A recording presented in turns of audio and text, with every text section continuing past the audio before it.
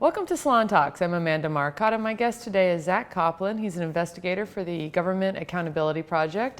He is one of the two authors for a blockbuster expose published at Daily Beast. It's called U.S. Paid $1 Billion to Contractor Accused of Bigotry at Iraq Air Base. Welcome to Salon Talks, Zack. Hey, thanks for having me on. And that title honestly may understate all the stuff we found happening at this military base.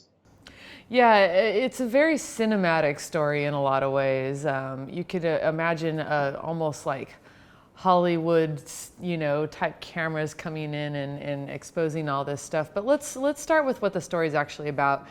The contractor in this case is called Sallyport. They are what we used to call a mercenary army. We now euphemistically call security contractors. They're there to manage the Balad Air Force Base in Iraq, and your reporting discovered widespread abuses. So tell me some about what's going on with Sallyport.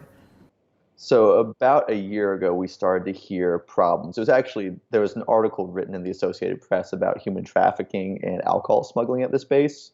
Last March. And then we started to hear a bunch of different complaints about the base, but one of the things that kept popping up, which was a little bit unbelievable to us at first, they're talking about security failures, and they go, also there was apartheid on the base.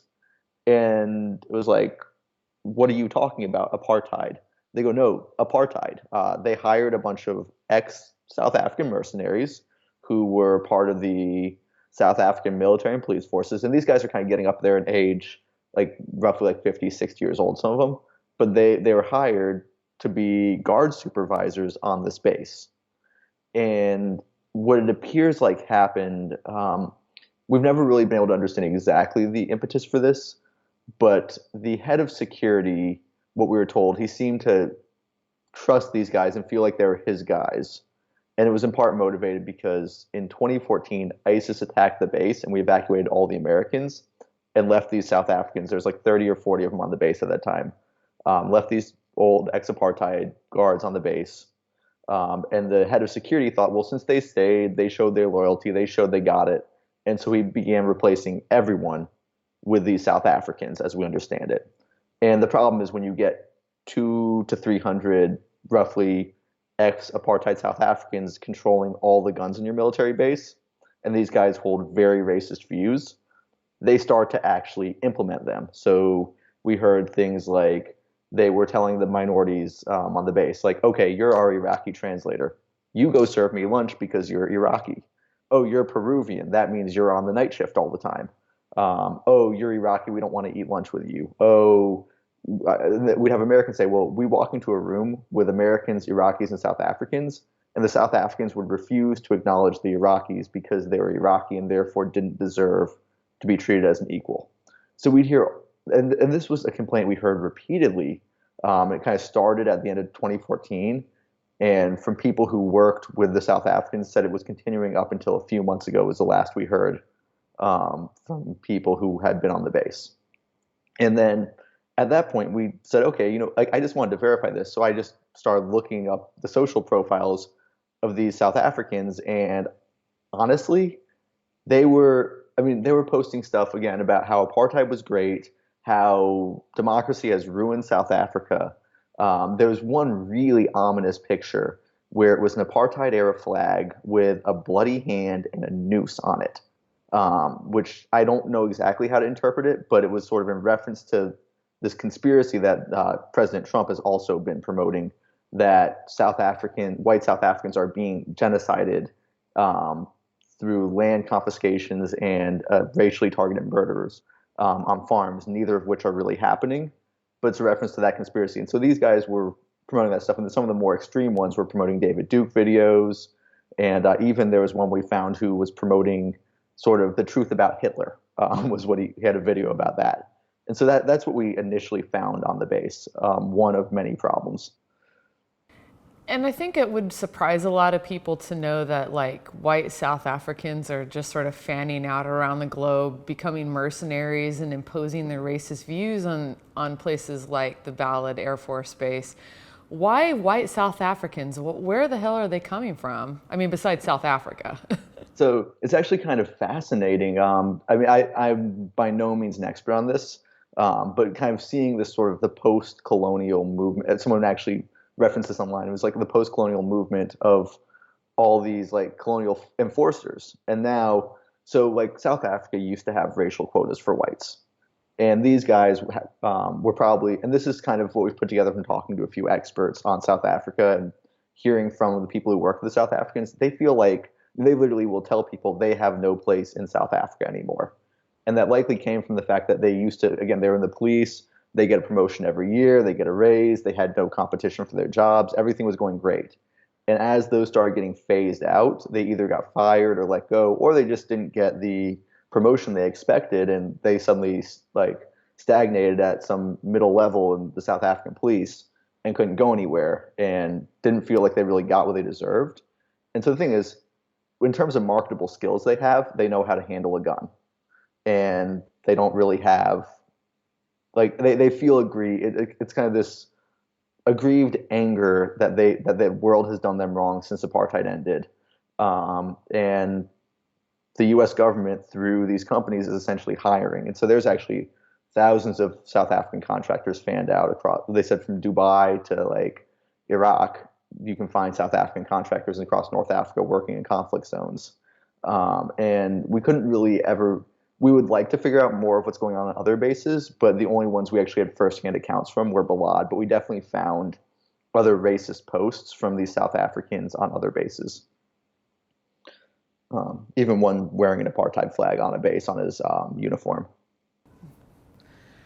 So there was also, there's a lot of human abuse going on because of this. There's also animal abuse that you found. Tell me about, and this is really difficult for anyone who's sensitive to animal abuse, but tell me about what you saw, what you read about or learned about with the dogs. Yeah, so we had heard about it, and at first we'd heard it once or twice, and again dismissed it as a rumor just because it seemed. I mean, you kind of hear all sorts of things about this base, but we just kept hearing it over and over again that people were torturing animals on the base.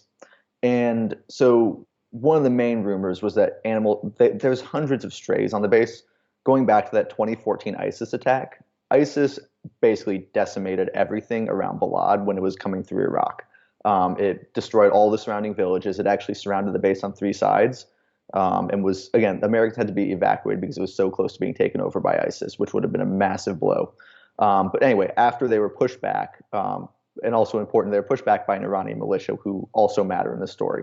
But after they were pushed back, there was no food in the surrounding area, and there was nothing living in the surrounding area except for Balad. So all the stray dogs and cats kind of converged on the base, and there are hundreds and hundreds of them, which caused a problem because they were getting in the airfield, planes couldn't take off. They were apparently getting in wet concrete that they were building airfields with. And it was just, and then it's also a sanitation hazard to have stray animals. They could have rabies, who knows? So you have to do something about these. The preferred method is releasing them off base. But the base had holes in the walls. They'd just come back, and it wasn't safe because there were still insurgents outside. And Iraqis weren't necessarily fond of the contractors. So that wasn't safe. And so they were looking at euthanizing the animals, but it appears they didn't get funding for euthanasia drugs. So they just instead let the animals starve, which is a much crueler method. And there's questions about, we talked to both of the men accused of playing roles in starving the animals, and they both kind of blamed it on each other, blamed it on the company. And it was never really clear exactly how much fault was laid on the company, how much fault was laid on the individual. But we know for sure animals starve. We heard that repeatedly from contractors. There are also rumors we could never track down of further animal abuse on the base, like dogs being strangled with bare hands. We never really figured out if that actually happened, who might have been responsible. We were trying really hard to hunt that down, but there's definitely a fear on the base because people would adopt the strays and were worried that like the animal strangler was going to come strangle their kitten, or just take it and starve it. But there was a palpable fear from employees who had animals at Balad. So speaking of the employees of Sallyport, obviously it's a diverse group of people. Some people were obviously bad actors. Some people were just there to do a job. And you report that some of the employees at Sallyport felt like they were being held captive at the base. Tell me about that. We spoke to one employee who basically, again, this is something we always picked up pieces of these stories, where Sallyport would take everyone's passport when they arrived on base, and also people's blood, which was apparently taken as part of the Iraqi visa process. It was never really clear, even though people already had visas to enter the country, it was never really clear why they were taking it. But anyway, passports were taken. No one knew where they went. And so we spoke to one employee who got on base, went, "This is really unprofessional. Like, I feel unsafe here. I want to leave." And so he tried to leave, and he couldn't get his passport back. He asked the company, they wouldn't give it back to him, and he spent a month trying to figure out how to get his passport. And finally, he managed to complain to the U.S. Embassy in Baghdad, and then he got his passport back, and he could leave. And so we're hearing this from an American who, again, it's a relatively privileged position to be in terms of contractors. You can call up the American Embassy, and they'll ultimately get you out if you're stuck, even though it's not okay to be held for a month against your will. But let's say you're a Sri Lankan contractor. And we didn't really hear any specifics of this, but this could be happening. And it seems like there's an understanding that people's passports get taken when they work as contractors, and it's a little bit weird. And it's kind of I'm careful around the word trafficking because it's hard to allege that, and Sallyport's very litigious. But it kind of feels to me a little trafficky. Like it just, and we definitely like, and the other thing we heard from employees is even when you were there willingly, one of them described it to us as basically being in jail. Like, you can't leave the base. You can't do anything. You're stuck on this desert base where you don't have a toilet in your room. It's blistering heat. You're having people take pot shots at you, and you're surrounded by these awful racists. So it's not a really pleasant experience. And then if you want to leave, sometimes you can't. So that was what we heard happening. So there's a lot of details in this story, and I want people to read it, so won't go through any of the stuff about the Iranian militia or the Iraqi army, but I want to talk to you about the use of mercenary armies in general and security forces, whatever you want to call them. This Sallyport was hired in 2014 under President Obama, so I want to hear your opinion on that particular issue, because I think that would surprise some people. And why was Obama the person who allowed this to happen? I mean, so I am not an expert on this issue. My personal opinion is that this is just general U.S. policy. You can be talking about Republicans, you can be talking about Democrats. We had military contractors under Bush, we had them under Obama, and it provides a convenient way to essentially, like we pulled out of Iraq. We pulled out most of our standing troops. We still have a presence. It's now a much more international force that's just paid for by $1 billion of U.S. money in this case to in theory, carry out American policy.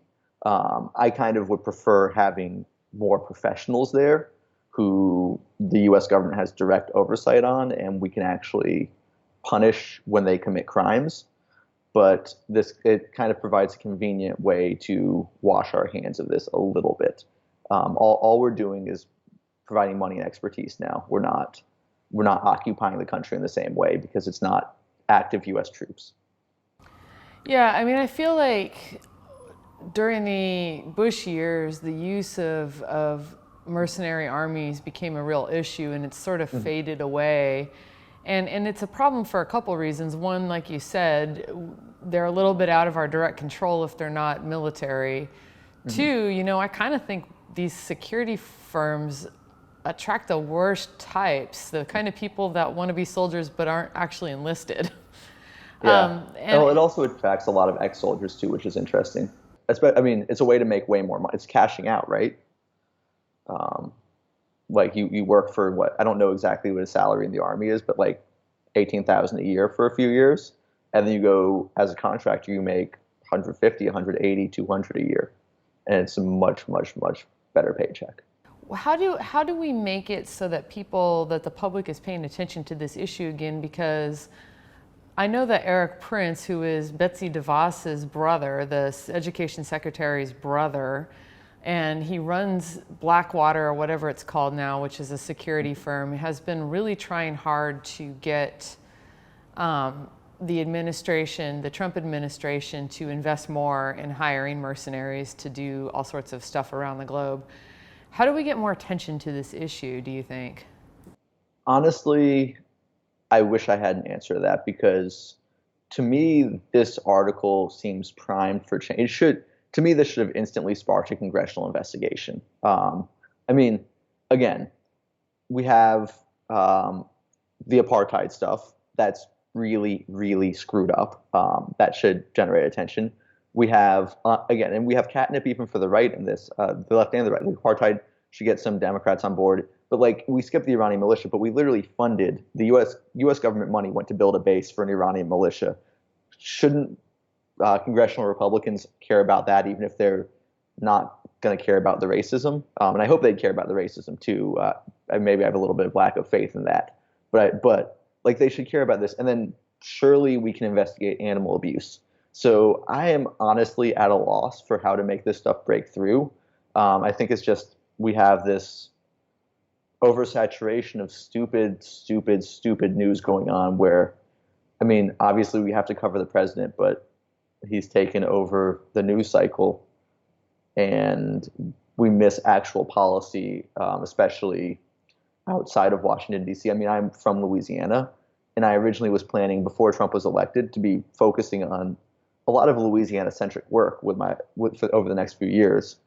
And a lot of the media's focus has just shifted from everywhere from Washington, D.C., and it's really hard to get things that matter to have attention. So that may not be exactly the happy answer you're looking for, but that's how I see it right now. No, I think you're right. And I think